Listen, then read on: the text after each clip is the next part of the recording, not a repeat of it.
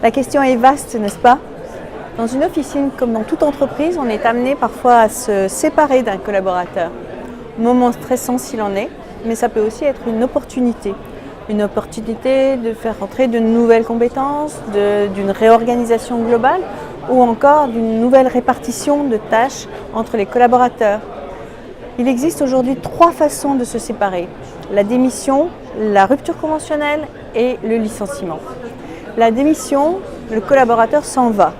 Ça tombe jamais au bon moment, ça perturbe toujours, mais en même temps, ça peut être aussi une opportunité. Donc là, il faut exiger une lettre de démission et aussi faire la réponse avec la date de sortie en particulier.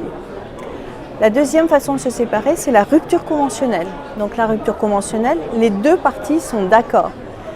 Il faut respecter la procédure et il y a négociation sur 2 éléments, la date de sortie et l'indemnité conventionnelle. La durée est d'environ 1 mois et demi, 2 mois et il faut l'homologation de la directe de l'inspection du travail anciennement. La troisième façon de se séparer, c'est le licenciement. Vous souhaitez vous séparer d'un collaborateur. Comment faire? Il va être important de prouver que vous avez fait votre travail de manager, c'est-à-dire d'avoir donné les moyens à votre collaborateur de réussir sa mission. Donc des écrits pour prouver.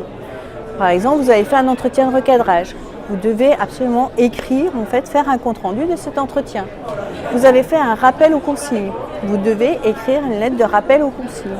Sur les entretiens annuels que vous avez faits, les points d'amélioration ont été notés et il n'y a pas eu d'amélioration. Et vous avez fait éventuellement, par exemple, un avertissement, encore un écrit. En conclusion, pour se séparer d'un collaborateur en toute sérénité, oui, c'est une situation stressante. Prouver qu'on a fait son travail de manager, qu'on lui a donné les moyens de réussir et de privilégier la rupture conventionnelle par rapport au licenciement. C'est au niveau psychologique pas du tout le même résultat pour les 2 parties, c'est beaucoup moins traumatisant. Avec du temps, il y a acceptation par rapport au collaborateur. En résumé, vraiment le respect de la procédure, le respect des hommes. Même si on ne s'entend plus, on se respecte et le temps, la durée, l'acceptation.